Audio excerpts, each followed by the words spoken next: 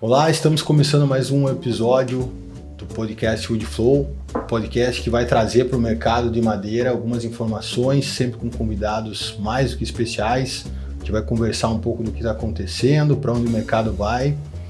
Seja bem-vindo a mais esse episódio, esse que é o nosso segundo episódio, o podcast da Woodflow. É produzido pela nossa plataforma woodflow.com.br, a plataforma que conecta produtores e compradores de madeira. Então, se você compra ou vende, se cadastre lá, fique conectado com a gente e acompanhe a gente nessa jornada.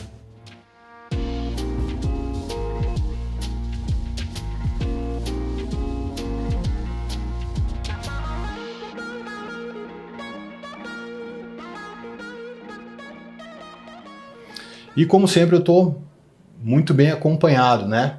E hoje eu tenho aqui dois convidados. Vou começar aqui apresentando ele, que é curitibano, praticamente nasceu aí no meio da floresta, né? Já tem o DNA aí do Pinos no sangue. Ele é aqui de Curitiba, cresceu aí no meio, como eu falei, da floresta, da indústria, um empreendedor aí de berço. É destaque aí no nosso meio, né? E inclusive foi chamado aí recentemente para ser palestrante na COP28.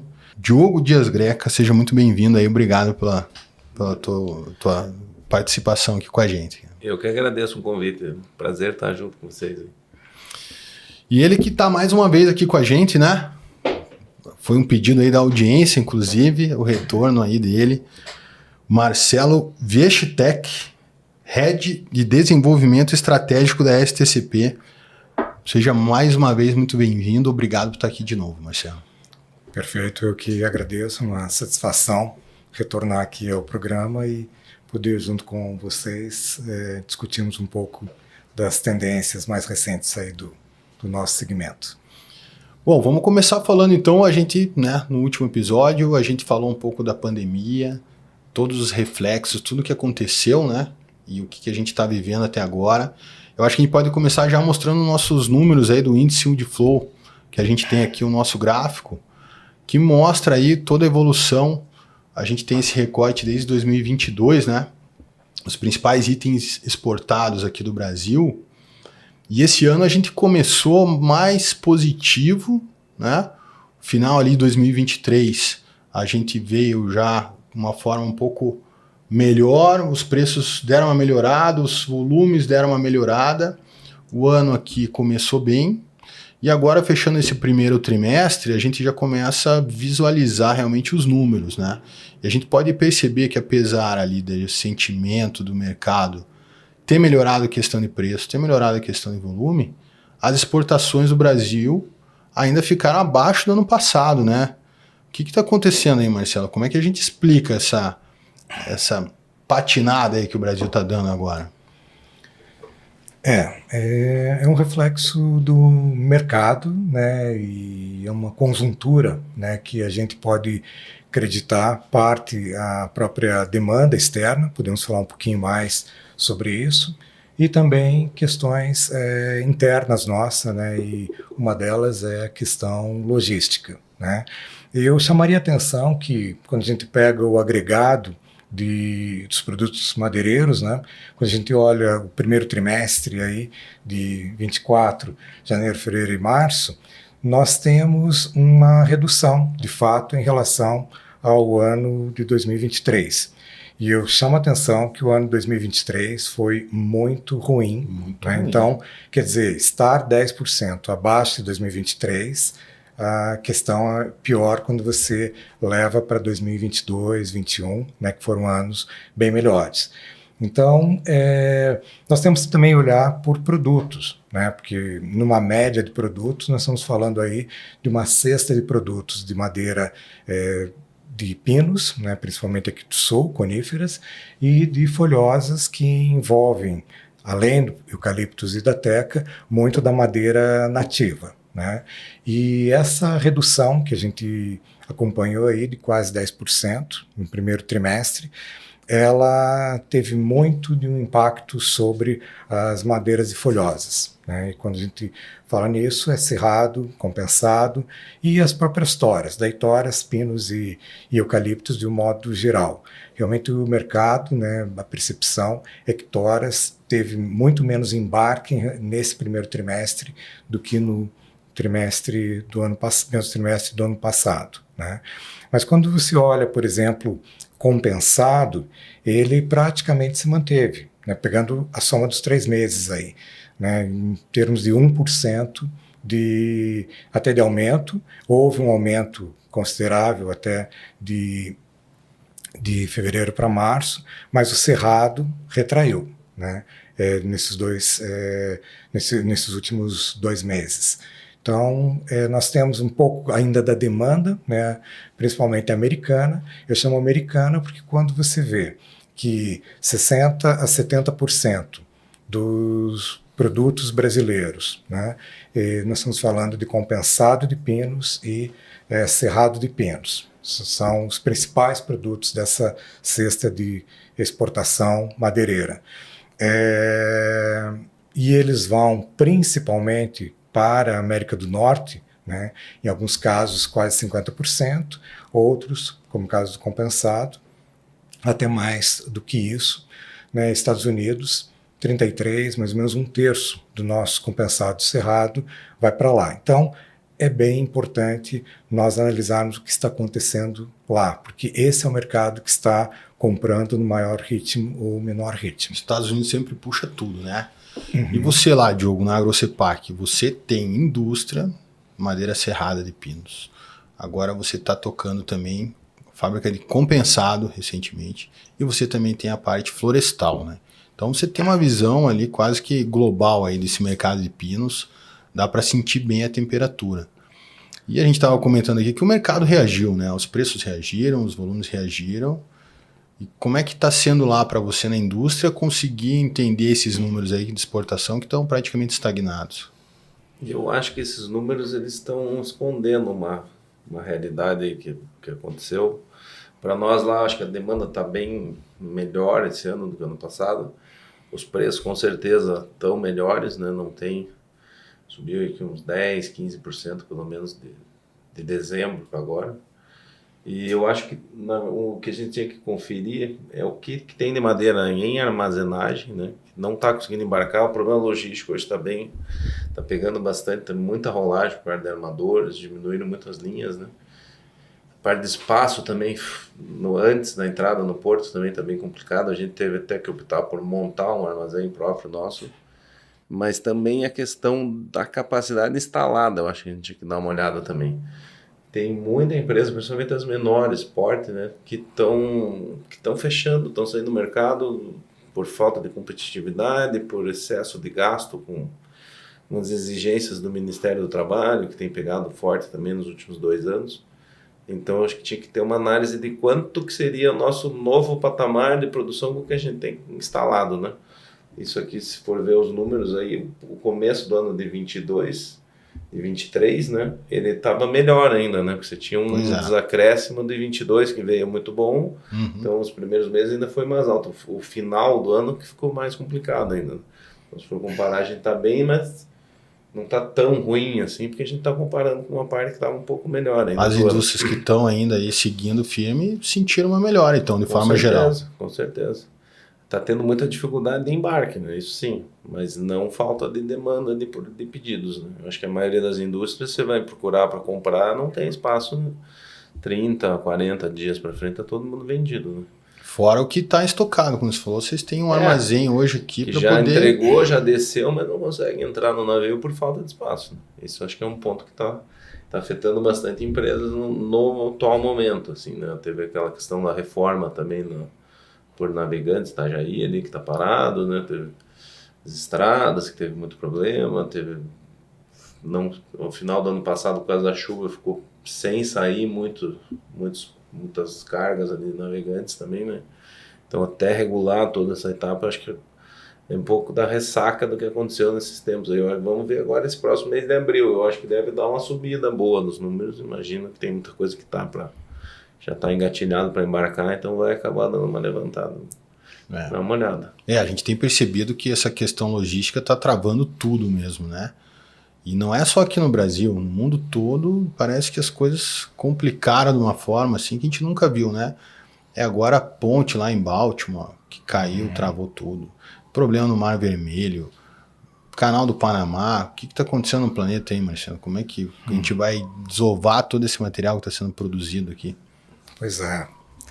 Fora o nosso problema doméstico, né, como o Diogo bem comentou, né, e que se agrava quando você vê que Porto é a parte final do embarque. Tem toda uma logística que vai das indústrias até lá. Então você soma isso a parte rodoviária, alguns locais que tem ferrovia também, né? O Paraná é um exemplo. Você coloca as retroáreas, né?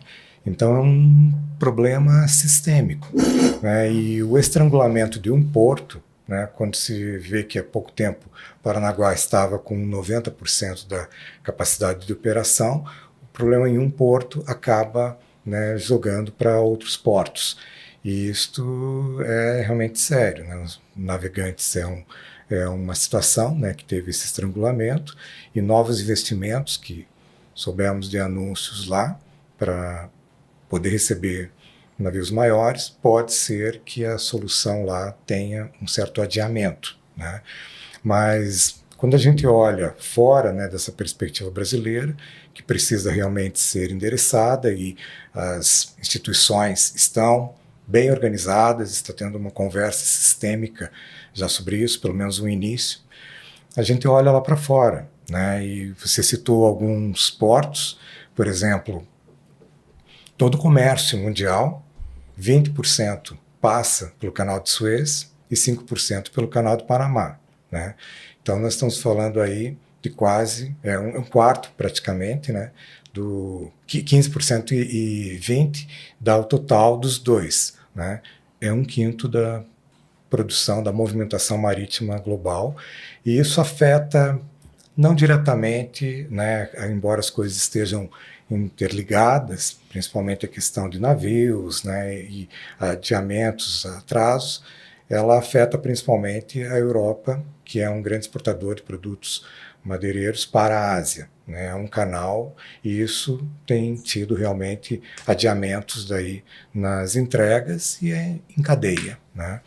No caso do Canal de Suez ali, né, o Mar Vermelho, é a insegurança, a instabilidade geopolítica, né, e que, por mais que não se tenha detectados assim, ataques, algumas empresas de grande porte já tomaram a decisão que até que isso esteja regularizado, eles buscam outras rotas. E é mais caro e tudo mais. No caso do Panamá, nós estamos falando já de um evento climático, né? E devido ao El Niño, né, que começou já no final do ano, e o período mais seco, está extremamente seco no país. E o nível do lago por onde trafegam todos os navios, né, tanto do Atlântico quanto Pacífico e vice-versa, ele está bem mais baixo do que nos anos anteriores, e com isso a autoridade portuária decretou uma redução de 30% do tráfego dos navios, né? O que antes era bem maior, hoje teve essa queda e afeta algumas rotas, né? Mas Baltimore é um caso em que, por mais que ele seja um porto relativamente pequeno, ali na costa norte, né, do Atlântico americano, ele é bastante relevante para produtos de madeira, né? Automóveis, cana-de-açúcar também, mas principalmente madeira. 40% do porto opera, 41% para ser exato, do porto opera com madeira. Então, teve um deslocamento, ainda bem que tem outros portos regionais que facilmente absorvem, né, como é o caso da Virgínia, o próprio Nova York, que são algumas vezes, 5, 6 vezes maiores do que Baltimore, tem essa capacidade. Mas a gente começa a ver, né, que essa problemática de logística, né, encontrou aí no transporte marítimo internacional alguns problemas, né, e que podem ou não afetar algumas rotas. Parece que não vai resolver tão rápido, né? Como é que é, Diogo? Você com teus clientes aí, você exporta bastante aí para o México, Estados Unidos, Europa agora, com compensado bastante também. Como é que administra isso? Como é que fala para o cliente, olha, vou produzir, vou deixar no porto e só não sei quando embarca? Os clientes estão um pouco acostumados já com a realidade brasileira, né? Porque quando não é isso, é a chuva que derrubou a estrada, quando é isso, não consegue produzir, né? Sempre tem alguma coisa. Sempre dá uma travada. O pessoal, né? Acho que já até conta lá fora um atraso inicial, mas é muito complicado. A gente se queima, às vezes, por questões bobas, né? Que é só a gente fazer o nosso dever de casa. Essa questão nossa logística é muito complicada, né? A gente fica muito refém de poucas opções, né? Assim, poucas opções e mal cuidado, né? Pouca estrada, é pouca ferrovia, é porto que está saturado, que está pressionado, não tem um local para expansão, né? Então, nossa logística como um todo tinha que ser repensada, né? O Brasil é um país muito grande para ficar dependendo de más condições, assim. Isso que aqui no sul a gente ainda tem uma condição privilegiada, né? O pessoal que traz madeira do norte, do centro-oeste, ali, que traz escoar a safra, tudo é muito difícil, né? Uma logística assim terrível, né? Isso afeta a nossa competitividade de uma forma geral, né? Com certeza. A gente estava falando aqui, o pedágio aí daqui Curitiba, Paranaguá, dá $2 por metro cúbico. Pois é, às vezes a gente perde uma venda por causa de $5. As nossas margens são muito apertadas, né? Qualquer diferença de preço, às vezes acaba tendo que optar por exportar para um outro estado devido ao custo do rodoviário, né? Você vê já a diferença do pedágio de Santa Catarina, é muito mais barato, né? Para veículos de pedestre, de turismo, né? R$4,50 que você traz para R$22, 50 km, 100 km, né? Fizeram toda uma briga e venderam caro de novo. Não resolveu nada, Não né? resolveu. Sem falar que ficou 2, 3 anos e acabou com as estradas, né? Tá horrível a estrutura, né? Nem a placa o pessoal limpa direito. Então vamos ver como é que vai ser. Estão prometendo uma terceira faixa na estrada inteira. Eu acho que tinha que começar a pensar numa segunda estrada, né? Acho que o mais importante é não ficar dependendo só de um ponto, né? Qualquer deslizamento na nossa condição climática, a tendência é ficar cada vez mais extrema, né? Sim. A gente está vindo numa mudança, isso é fato, não tem como negar, né? Os motivos são inúmeros, né? Mas que é fato que está acontecendo, isso está acontecendo. Então, ficar dependendo só de um acesso para um porto do tamanho do Paranaguá, com uma estrutura de economia que tem o Paraná, é muito arriscado, né? Tem que começar a pensar numa segunda via e rápido, né? Já está atrasado, já está atrasado. Tinha que ter começado. Tem que começar a pensar num túnel descendo direto, que fique independente de qualquer condição climática, que você tenha uma descida muito mais rápida, muito mais eficiente. E até pegando esse gancho aí, você falou dessa condição climática que está preocupando aí, né?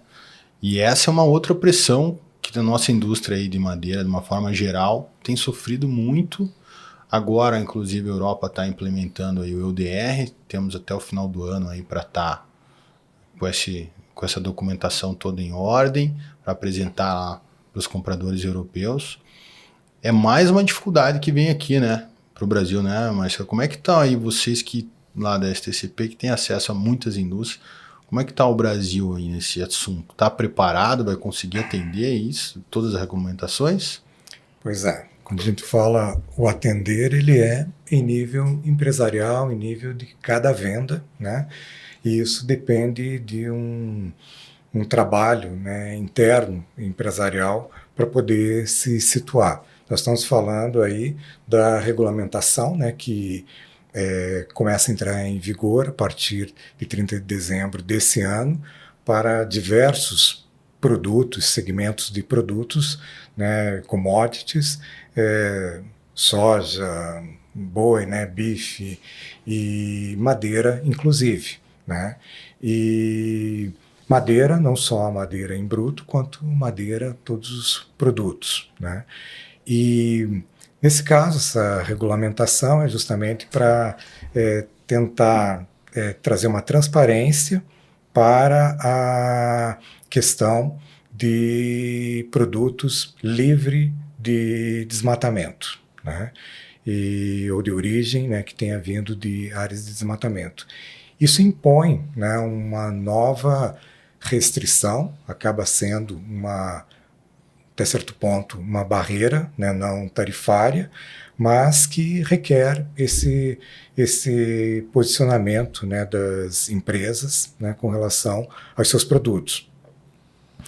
E já que é global para a União Europeia, já está tendo uma movimentação entre os países, né, países para diferentes tipos de produtos que a gente falou, café, madeira e tal, se organizando até para entender, né, porque a sensação é que veio essa regulamentação, mas as peculiaridades do produto ou do país ou, né, de certas naturezas acabaram ficando de fora e precisam ser melhor entendidas. Porque eles colocaram essa EUDR, uma forma geral, eles vão classificar cada país, né, num grau de risco aí, né? O Brasil, já na largada, já sai com risco alto, né? Temos a Amazônia, e eles estão visando várias commodities, que o Brasil é muito forte, né? Sim. Na soja, cacau e a madeira em si. E essa questão assim de falta de clareza desses critérios EUDR é bastante preocupante, né? Porque a gente, como você falou, eles acabam criando uma barreira aí tarifária. Sim. Então como é que a gente vai evitar toda essa questão se daqui a pouco botarem o Brasil como né, super risco, né? Até na parte da madeira, que já tem todo o cuidado aí. É um desafio grande para nós, né? Ele é bem grande e as regras não estão claras e esses esclarecimentos, né, estão sendo solicitados, tentativamente trabalhados com eles. Há um canal, né, pelo menos de tentativa de diálogo. Eles também têm uma necessidade de esclarecer, porque afinal afeta o consumo de produtos importados dentro da Europa. Quando a gente traz, só para falar da parte florestal, quase em 2022, por exemplo, 2023 foi um ano bem atípico em termos de exportações brasileiras, mas 20% da exportação brasileira de produtos florestais foi para a Europa. É o terceiro maior parceiro comercial do país, né? Então, isso nós estamos falando aí de um valor, algo em torno de 3,3 bilhões de reais.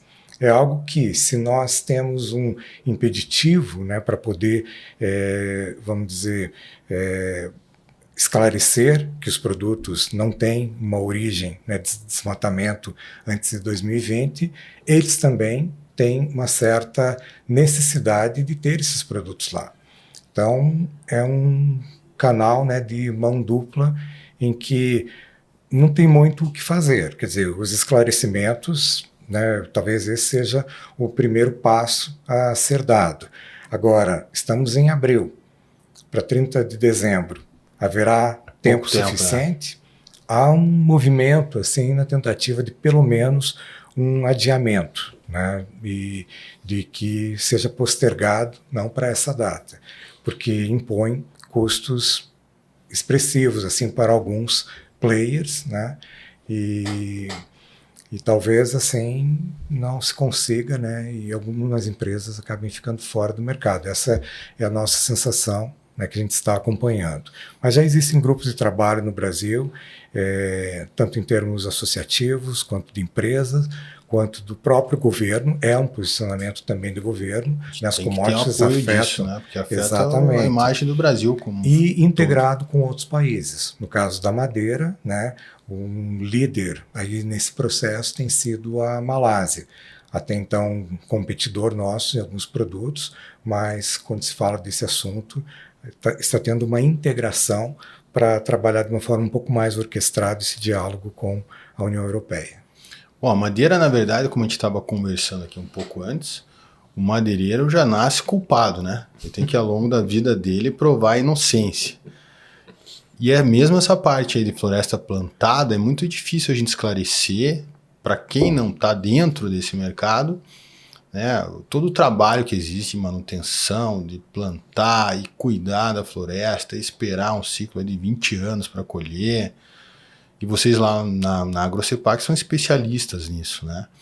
E agora, como é que está sendo esse desafio? Assim, tudo que vocês fizeram na vida, agora que o pessoal tem falado de ESG, EUDR, vocês já nasceram cuidando da floresta e plantando, né? Sim. Eu acho que isso vai ser um divisor de águas, na verdade, né, no mercado. As empresas que são verticalizadas, têm a sua própria floresta, é mais uma questão documental, né, do que qualquer outra coisa. Agora, as empresas menores que dependem de outros pequenos produtores que plantam floresta, a maioria das empresas que beneficiam madeira não tem a própria floresta, né? Então, os menores, principalmente. Você vai comprar de um outro produtor rural pequeno e às vezes vende para uma trade, então isso vai acabar gerando uma burocracia enorme no mercado e uma dificuldade muito grande de controlar. Eu não sei até que ponto vai vir o nível de controle deles com relação às informações que vão ser passadas para frente, porque infelizmente vai ter gente que vai tentar passar informação falsa, né? Isso a gente sabe que aqui no Brasil é complicado, né? Então, o quanto isso vai refletir na nossa imagem lá fora e o quanto vai acabar punindo as empresas que até que fazem certo, né? Porque com certeza por um período vai passar, mas uma hora, como tudo que é errado, acaba caindo a casa junto, né?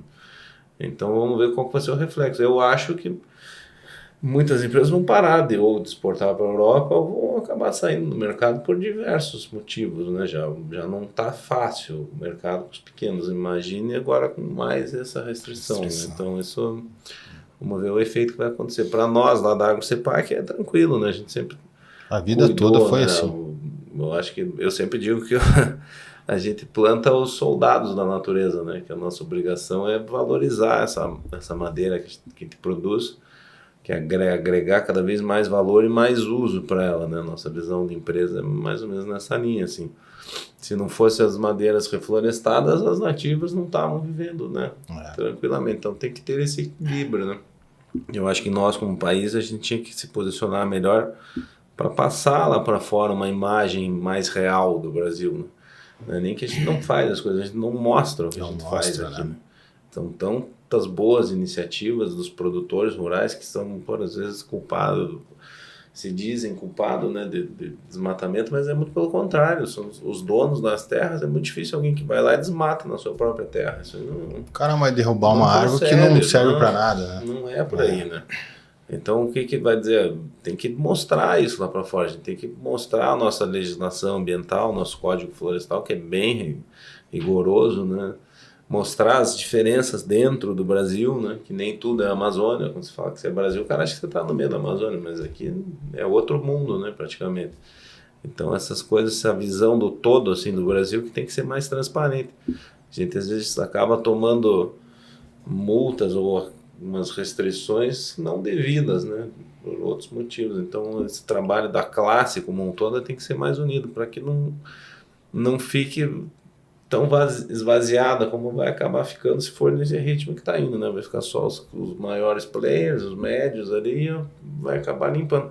Com os produtores de floresta mesmo, isso já aconteceu, né? Para trás, e agora vai vir a segunda fase da cadeia, né, que são os beneficiadores pequenos. Né? Pois é, a gente tem visto que isso está, na verdade, é um movimento que se repetiu em vários países do mundo, né? Existiam sempre grandes números aí de produtores, tanto florestais como indústrias, e as coisas vão apertando, que assim, que só os maiores, e daqui a pouco vai ficar na mão de poucos. Dificuldades, floresta. Né? Você adquirir uma receita, por exemplo, de crédito de carbono, pequeno produtor, é praticamente impossível o cara conseguir alguma coisa, né? Ainda mais aqui no Brasil, que não está regulamentado da forma correta. Então, estamos ainda em processo de regulamentação. Naturalmente, a gente tem um custo maior de logística, tem um custo maior de imposto, tem menos ferramentas para remunerar essa floresta.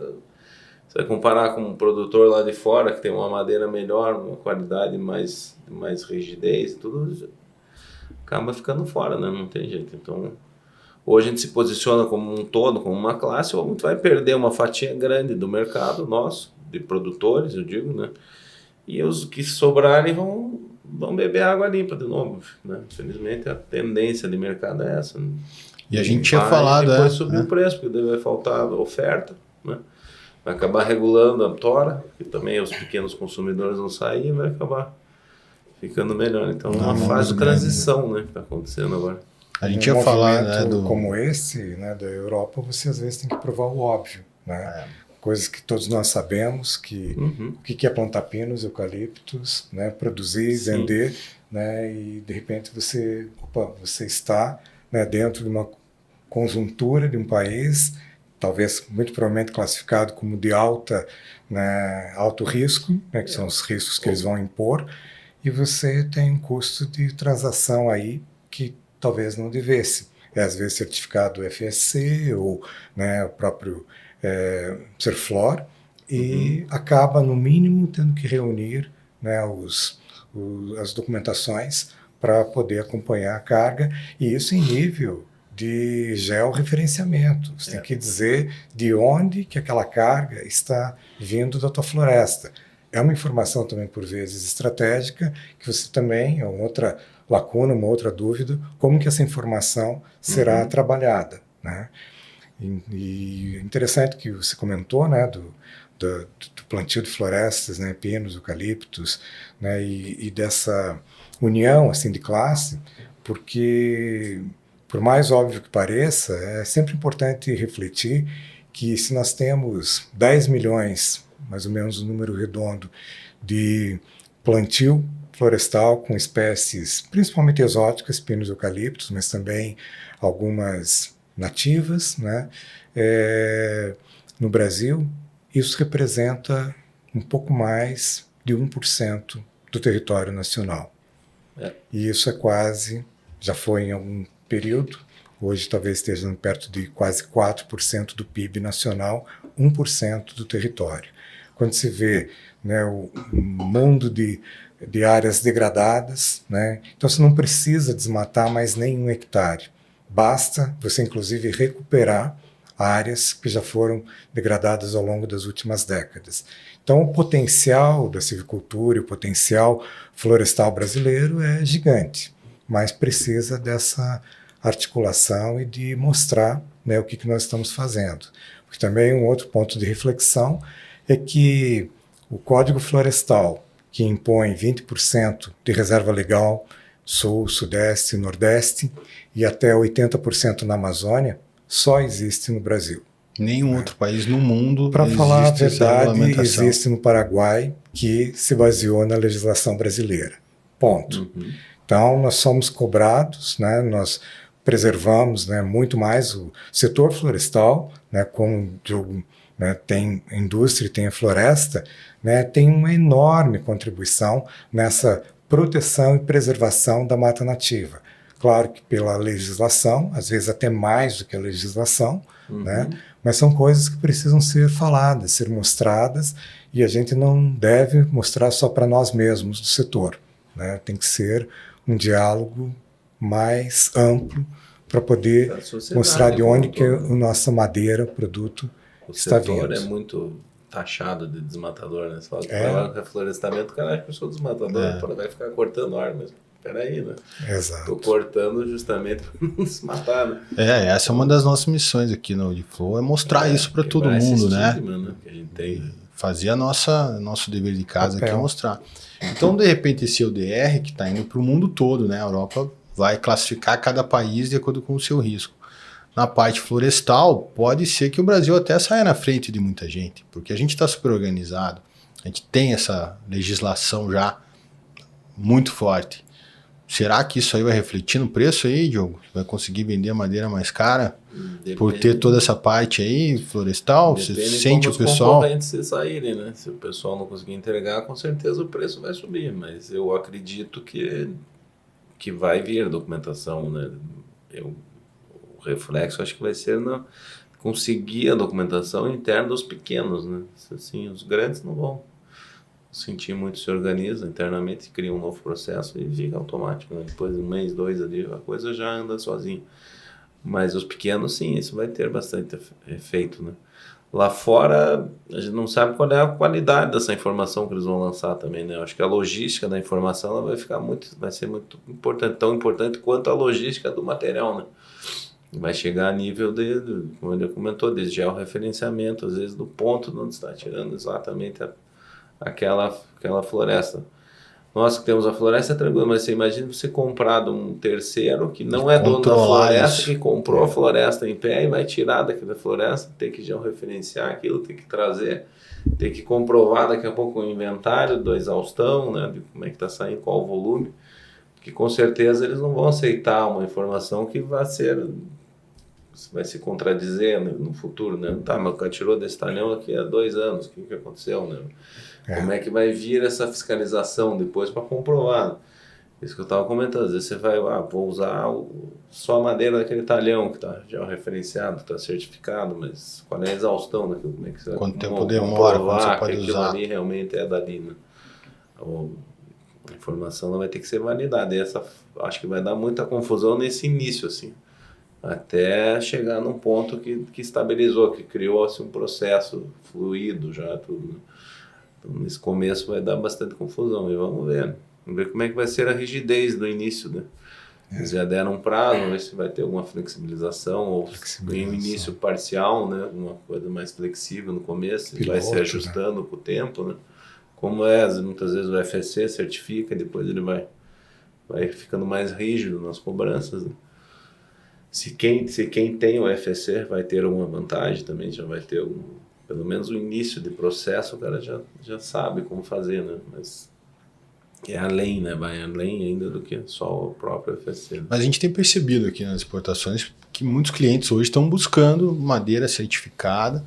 Então a conversa antes era quanto custava. Agora é quanto custa e já você tem a documentação. Não estão ainda pagando muito mais, mas eles já estão evitando o problema, né? Então eu acho que garantia de mercado do que o acesso, do que propriamente, né? o preço em si. Eu acho que vai acabar sendo um divisor, ou você tem ou você não entra, não é nem se você tem que pago a mais, né? Acho que essa fase já passou. Acho que agora é mais um divisor de se não tiver a documentação, o acesso ao mercado, né? Você entra ou não entra no mercado europeu. Né? Se tem, você está dentro. Se não tem, você vai vender para os outros mercados. E é uma barreira não tarifária, né? É uma imposição. E também a questão de como que isso se aplica internamente, né? O rigor será o mesmo, né? Para uma situação de produção interna, né, europeia, porque essa questão de deixar possivelmente pequenos e médios produtores, em alguns casos, fora desse mercado, mas não porque ele não cumpre, porque às vezes ele tem uma burocracia que ele não vai conseguir. Exato. O tal do objetivo maior, que é o próprio nome da resolução, que é para produtos livres de desmatamento, pode julgar esses produtores que não têm como provar para o desmatamento.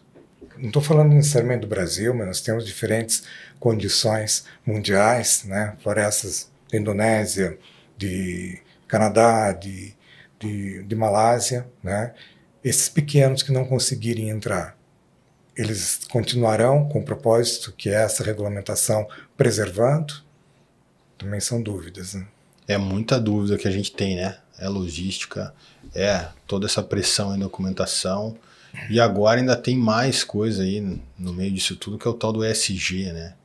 Que é toda essa cultura de preservação. E isso aí, vocês lá também na AgroCepac são especialistas, né? Estamos nos certificando, né, do ESG. Tem muitas coisas que a gente fazia já recorrente, que eram boas práticas internas nossas, né? O próprio FSC também exige. Então, na parte do ambiental, acho que não teve nada de segredo. A parte social também a gente sempre foi muito ligado em fazer trabalhos sociais, em entregar para a comunidade que a gente está em volta ali, né? Sempre digo que a gente não pode ser uma ilha de desenvolvimento, né? A empresa tem que desenvolver junto a comunidade ao seu redor, senão você acaba ficando muito fora, né? O alcance, assim, fica complicado, principalmente em cidades pequenas, quando a gente está. E na parte de governança, às vezes até eu brinco que a gente tomou uma negativa da ESG, que nossa cidade é uma cidade basicamente de poloneses e ucranianos, né? O pessoal às vezes fica, mas só tem loiro na administração da empresa. Mas é a região aqui, né? A realidade da região, né? Às vezes tem que ter uma flexibilidade, né? Eu cito esse exemplo, não por isso em si, mas eu acho que tudo é válido quando a intenção é boa, mas não pode às vezes passar do ponto, né? O ESG, eu vejo que tem muitas coisas que não é nem pela parte ambiental, pela preservação, assim, é mais para parecer o que você está fazendo do que qualquer outra coisa. Então, eu sempre digo que tem que ter um bom senso, assim, para não virar demais, né? Não passar do ponto e acabar prejudicando o negócio, né? O sustentável é bom, mas aí o negócio tem que ser sustentável também, né? Não pode ser uma coisa que passe. A teoria ainda está um pouco longe da prática. Como tudo que não é regulamentado, efetivo, que é voluntário, que são coisas que não é propriamente do mercado, fica complicado, né? Então, quanto mais regulamentado for, quanto mais clara for a regra, mais fácil de seguir, né? Menos suscetível a interpretações do CETA, né? Então, acho que nesse ponto a gente tem que dar uma filtrada ainda, mas é uma tendência, veio para ficar, não tem como fugir disso. Eu acho que isso sim vai ser uma garantia também de market share, porque lá fora o pessoal está cada vez mais ligado nisso, mercado europeu, o mercado americano também exigindo bastante, o mercado do Oriente Médio também está bem ligado nisso, produtos reciclados e tudo, né? Eles têm uma visão nessa linha, assim. Mercado asiático já nem tanto, assim, né? Fala de China, Taiwan, Vietnã, assim, já é um pouco mais flexível. Flexível para dizer que não se importam muito, na verdade.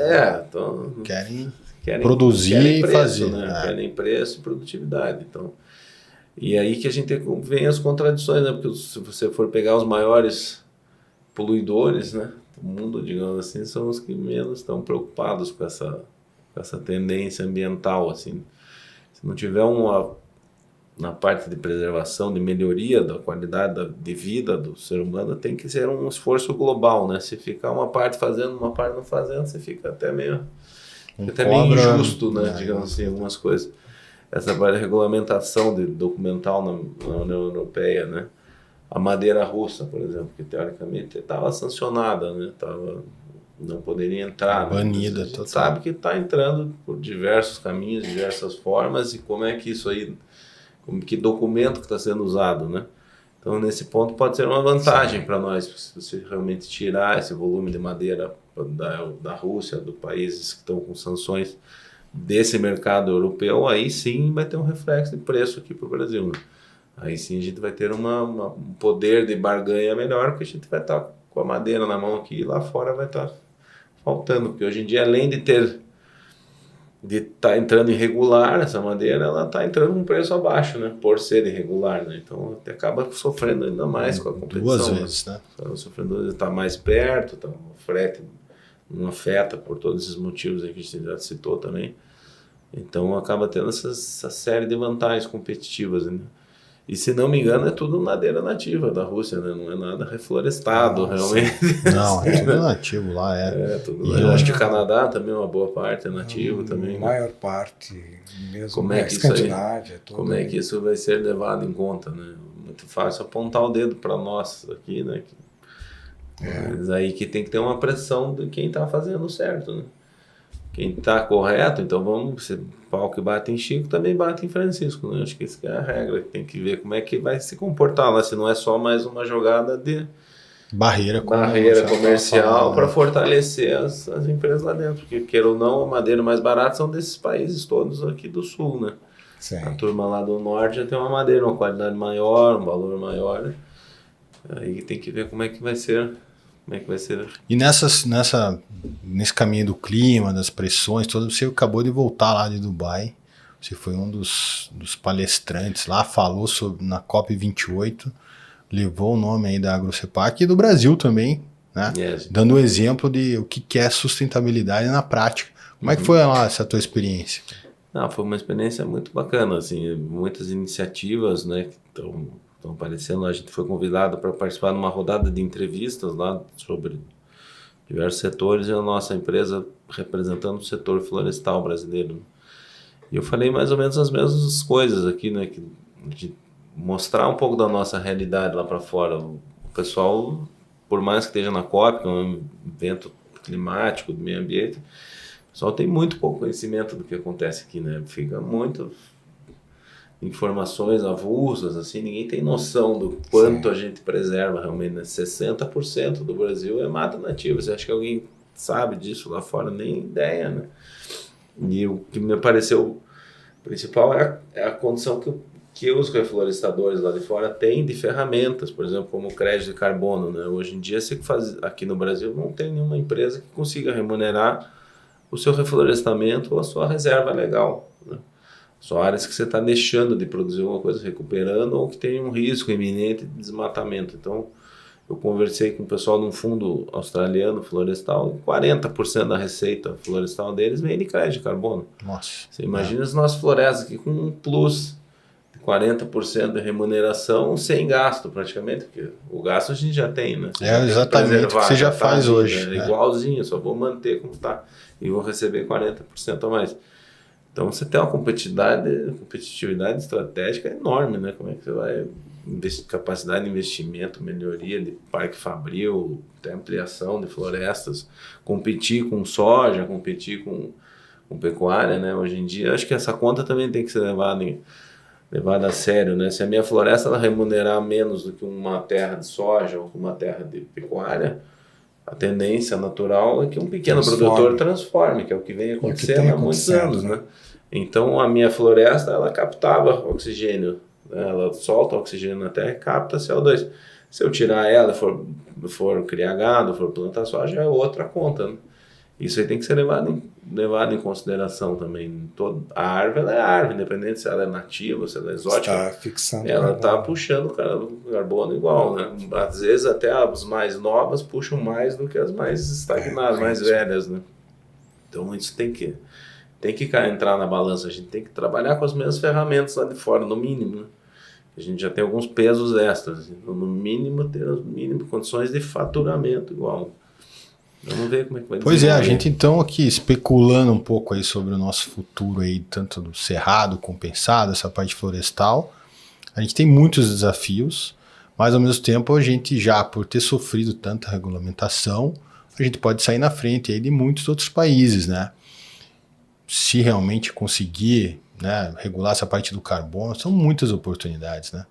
O que dá para a gente esperar aqui, assim, a curto prazo do nosso mercado, médio, longo prazo, fazer um exercício aí de especulação a longo prazo? O que você acha aí que vai próximo trimestre, até o final do ano aí, pelo menos, Marcelo? Em termos de mercado e exportação. Né? Bem, como eu comecei dizendo, quando se fala em exportação, você tem que estar escutando o que vem lá de fora, né? A parte das nossas questões de como chegar esse produto lá fora, né, que a gente já falou um pouco sobre a questão logística, né, os entraves que estão sendo observados já de uma forma recorrente, a gente precisa ouvir os sinais de mercado. E quando se fala Estados Unidos, Europa, né, 20% para os Estados Unidos, para a Europa, quase 40%, 50% América do Norte, 130 e tantos por cento para os Estados Unidos, a gente precisa ouvir os sinais. E os sinais recentes, né, de acompanhamento housing starts, né, novas construções no mercado americano, elas tiveram um sinal bem positivo, agora em fevereiro, de janeiro para fevereiro, a última estatística que saiu, da ordem de crescimento de 10% em relação ao mês anterior e 6% a 7% em relação a fevereiro de 2023. Vão usar mais madeira, então. Usar mais madeira. Parte estava represado até pelo inverno um pouco mais, questão climática, né, um pouco mais intenso, em que existe uma sazonalidade, mas houve um certo adiamento para esse início das construções de primavera. Mas os sinais já começaram a aparecer em fevereiro, né? E principalmente daí em alguns tipos de residências, né, unifamiliares, esse foi até acima de 10%. Então, é um sinal positivo, né? Mas, por outro lado, houve uma certa retração em mobiliário para remodelagem, né? E daí para imóveis já existentes, né? Mas o que a gente precisa ficar acompanhando é como que vai se dar aí essa mexida na taxa de juros americana, que é, na verdade, um dos grandes componentes para esse estímulo, né? O ano passado, em função da inflação, de uma forma não para o setor florestal, mas de uma forma generalizada, a taxa de juros americana foi mantida bem acima de patamares históricos, né? Quando começou a pandemia, até para ter um estímulo, nós chegamos a um pico para baixo de 3% o juro. Hoje eles estão em torno de 5,25%, 5,5%. O Fed, né, o Banco Central Americano, já sinalizou para esse ano fazer talvez até 3 cortes, né? O mercado está esperando que chegue a 4,7%, 4,8%, é uma queda. Isso é um estímulo, mas ele não ocorreu ainda na prática, né? A gente precisa, talvez nos próximos meses, acompanhar o que acontece por lá. O mercado europeu, diferentes países estão um pouquinho melhores, mas de um modo geral ainda está retraído, a ponto de que é um efeito surpresa, a Europa tem sido um dos grandes fornecedores de madeira, por exemplo, serrada para os Estados Unidos, né, e não o contrário, justamente porque está ainda um mercado relativamente fraco, né, dentro da União Europeia. Então nós precisamos ficar um pouco atento, né? Teve alguns países em que, quando a gente olha pontualmente, teve um avanço aí no mês de março nas exportações, né? E principalmente então de compensado e cerrado, mas a gente também teve um salto enorme em alguns outros produtos, né? Não são muito madeireiros, mas é impressionante o aumento que tem tido com pellets, né, brasileiro para o mercado europeu, e ele ocorreu aí um salto no mês de março, né, no primeiro trimestre. Eu acho que dá para esperar sinais positivos, um pouco de um otimismo controlado, né, para que a gente possa observar melhor. São 3 meses do ano que passaram, tem um pouco de sazonalidade aí, mas eu acho que sinais são positivos. Otimismo controlado, essa foi boa. Então, e você, Diogo, lá na indústria, tem sentido os clientes que tem realmente essa demanda um pouco maior, eles estão dispostos a comprar, pagar um pouquinho melhor, como é que tá lá? Sim, a gente tem sentido uma demanda bem forte nos primeiros meses. Eu acho que vai ser um ano melhor, 24 melhor do que 23, com certeza, em termos de preço e volume. Vamos ver como é que vai ser agora no final da cota europeia também, se vai ter muito reflexo. Eu diria que o mundo está bem resiliente, assim, as economias como um todo, né? Apesar de toda essa ressaca da pandemia que teve nos Estados Unidos, na Europa também, esse aumento de juros para tirar dinheiro da economia, né? Os americanos, durante a pandemia, fizeram muita reforma, né? Trocaram tudo que é cerca, que moldura, móveis, né? Tudo. Então agora acho que a ressaca nesse ponto vai ser um pouco mais longa. As novas casas já está realmente reprimiu, mas já voltou, né? Na Europa também, no Reino Unido ali também, o pessoal estava muito reprimido. A previsão desse ano é que tem uma soltada um pouquinho maior. Então vamos ver, o que me preocupa é o cenário geopolítico aí, que pode dar uma reviravolta grande de uma hora para outra, né? Eu acho que a gente está talvez um dos momentos mais sensíveis em termos de paz mundial, né? Dos últimos 100 anos, aí, quem sabe. Para onde a gente olha tem um conflito, né? É muita coisa acontecendo, assim, a gente vê alguns sinais, é muito investimento extra na parte de defesa, de muitos países que por muitos anos nem pensavam em investir em exércitos e tudo, né? Então tem já conflitos bem polarizados em alguns pontos. A tendência é que, a gente espera nunca que aconteça, mas a tendência é que se espalhe mais do que já está, né? Então acho que esse é um ponto de atenção para os próximos meses, para ver se vai esquentar mais ou se vai arrefecer as coisas, né? Vamos ver a eleição americana também, agora vai ser um ponto decisivo, ver o que vai acontecer com os rumos da economia deles e da política, né? Vai ser uma guinada, eu imagino que vai mudar, né? A política americana hoje está muito fragilizada, o Biden já está numa idade bem avançada, assim, então tem bastante coisa para acontecer. Vai ser um ano, no mínimo, com bastante emoções, né? Isso é desafiador, né?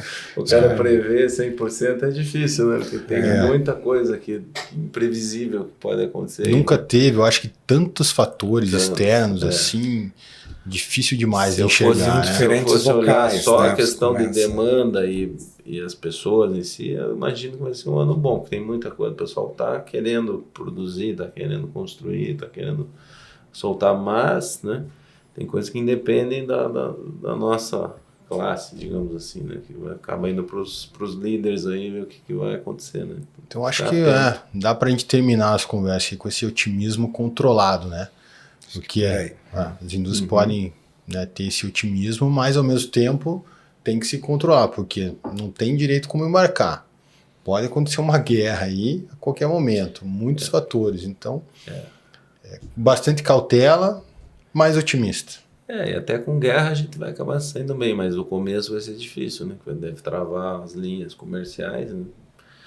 Mas com certeza vai precisar de muita madeira para reconstrução, né? Como sempre Já foi. se Né? fala, né, da Ucrânia, sabe? Sim, a Ucrânia Quando, com certeza vai ser o mas, novo boom da os madeira. números Né? são superlativos em termos de recuperação do país. Né? Em termos de construção do zero, eu acho que o Oriente Médio também é uma região que a gente tem que olhar com mais carinho. Ele tem muita coisa acontecendo lá, e principalmente a Arábia Saudita, umas iniciativas assim de novas cidades enormes, e Arábia, né? tudo do zero, né? Então ali, principalmente acho que no mercado compensado da madeira serrada, ali tem bastante oportunidade que o Brasil às vezes não explora tanto. Acho que tem um caminho ali bem bom para ser aberto ali pela frente. Esses países árabes hoje eles estão ocupando entre 10% a 15%, né, das nossas exportações, mas a tendência, a gente tem acompanhado, é crescente. É crescente. A Índia também é um player que está entrando novo aí, que promete ter bastante desenvolvimento, né? Hoje o nosso comércio com a Índia em termos florestais é mínimo, né? Muita teca. Muita teca. Mas na parte de pinos e eucalipto ainda não tem. Eles estão com vontade, estão começando a entender o nosso mercado, começando a entender o nosso produto, e eu acredito que vai ter o lado bom com a Índia é que já existe vamos dizer, uma parceria comercial, né? O Brasil é o principal exportador de madeira de teca, então já existe um diálogo, um canal aberto, né? Sim. Por estar nos BRICS ali também tem umas facilidades, mas a nossa madeira de reflorestamento eles não tinham muito acesso ainda agora. Tá começando. A gente voltou recentemente da Índia lá. Bastante procura. Pinos e eucalipto já está entrando bastante. A teca é o número 1 ainda, mas tem muita oportunidade. Eu acho que se a gente realmente deixar que o Brasil, né, nessa categoria de risco baixo, a gente tem tendência. Eu sou mais otimista e eu acredito que o Brasil tem muito mercado, e como a gente falou aqui, né, a gente tem espaço, tem floresta, tem documentação, tem praticamente tudo, né? Quer dizer, falta aí a estrada, container, navio. Isso a gente sempre deu um jeito, né? A gente sempre deu um jeito. Conectar, né, a cadeia, o ponto inicial. O Brasil tem que permanecer nesse cenário que sempre teve de neutralidade, né? O Brasil não tem por que escolher lado de nada. Pode ser guerra comercial, guerra efetiva, não tem porquê. A gente tem que sempre manter essa estabilidade e comercializar com todas as pontas, né? O nosso diferencial sempre foi esse jeito brasileiro de se dar bem com todo mundo, assim, né? De não criar atrito com ninguém, né? Então eu acho que isso tem que ser explorado, e a gente manter essa conduta aí para frente, a gente vai ter só sucesso, não tem como. Mas precisa endereçar questões, às vezes, internas, né? Que a gente fazer o dever de casa, da gente se expor de uma forma melhor, né? Porque essa união maior de país. Essa questão, todo, né? Por exemplo, de você ter, né, você está produzindo, você tem tua fábrica, você manda para o porto e não consegue embarcar, né? E às vezes tem que pagar uma multa por uma questão, né, que não é clara, né, a quem pertence. Acho que todos esses elos de cadeia precisam ser melhor integrados, porque a tendência é de aumento de volumes, né? E não adianta, voltando à questão ali apenas para complementar de logística, não adianta você ter investimentos só no porto.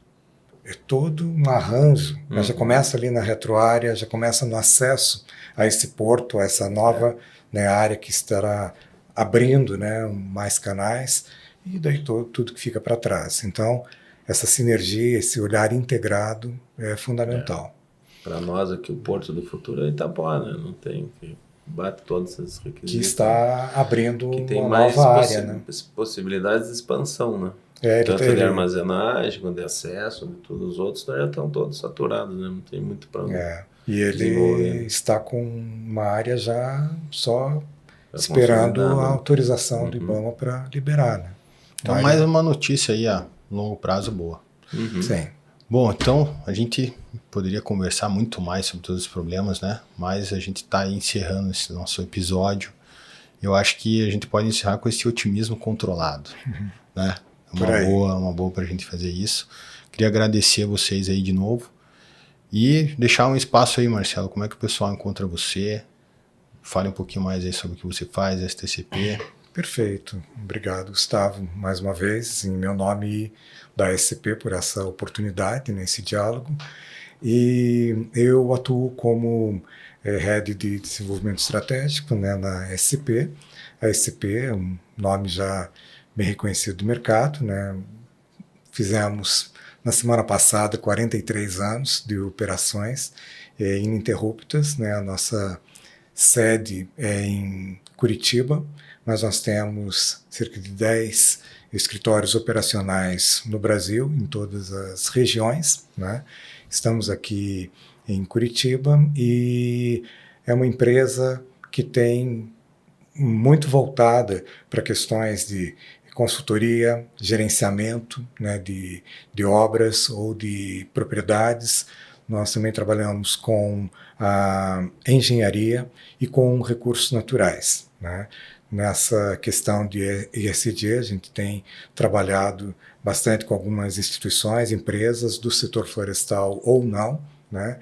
E promovendo, ajudando a promover a questão da recuperação ambiental de áreas degradadas, né, em diversos locais do país.